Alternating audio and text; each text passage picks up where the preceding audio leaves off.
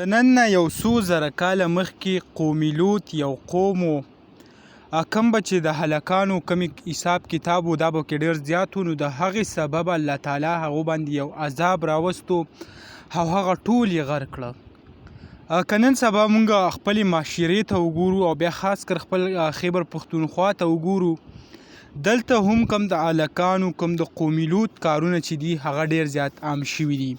زړه مې هم نه غوښته چې په داسې ټاپک باندې خبره وکم، خو بیا هم چې یو کار په یو معاشره کې ډېر زیات شي او ته پې ځان غلی کړې نو په دې کې د نورو سره ته هم ګناهګار یې. یو کار ستا د مخې کېږي، پیله دا په کار ده چې ته د هغې مخنیوی وکړې په لاسو باندې. که په لاسو باندې ونه شي نو تاله په کار ده چې په خوله باندې یعنې د هغه کس سره خبرې نه کې، داسې هغه کوشش پې ته وکړې.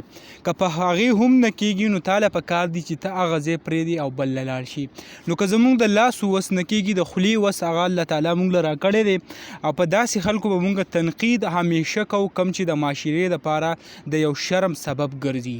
همدغسې په تصویر کې چې کم هلک او دا دوه هلکان تاسو وینئ، په دې باندې ما مخکې هم یو ویډیو جوړه کړې وه، په هغې کې ما دا ایکسپلین کړي چې آیا ډېر خلک وایي چې دا خپل دي او دا دي او دا دي، هغه ټول هر څه ما په هغې کې ایکسپلین کړي چې آیا هیڅ هم د یو بل نه دي او کوم حساب کتاب چې روان دی هغه ډېر روانې طرف ته ځي به.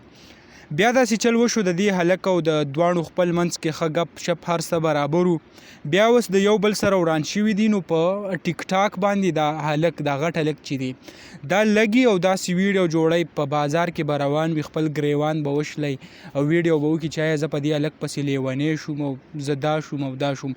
یعنې دنیا کم حد ته ورسېده، خلک بره سپوږمۍ ته وخاته بله دنیا ګوري، د هغه په تلاش کې دي او دلته کې دی دا خو دی غر کړی اوس هم ګرځي او وایي چې آیا زه په هلک پسې لیونی شوم. ډېره زیاته د افسوس شرم مقام دی چې داسې حرکتونه هغه کېږي او بیا خاص کر زموږ په خیبر پښتونخوا کې کېږي. یعنې پښتانو کې اوس هم هغه عادت دی کوم چې په قومي لوط کې چې کوم عمل و نو هغه پښتانه کوي. په دې کې زه شرم خبره زه نه محسوسوم ځکه چې یو کار په چا کې وي هغه به ورته وي. نو دې له پکار دي که چېرته دا ویډیو زمونږ ورسي یا که تاسو هم غواړئ دا ورسره شریک کړئ چې د داسې قسمه کارونه هغه منې شي، ځکه چې په نورو خلکو ډېر زیات غلط اثر کوي. دغه ویډیو و دغه معلوماتو تاسو سره هم شریک کړو. امید لرم ویډیو به هم خوښه شوي. که ویډیو هم خوښه شوي ویډیو لایک کړئ، که زمونږ په چینل نوي چینل سبسکرایب کړئ د داسې نور ویډیوګانو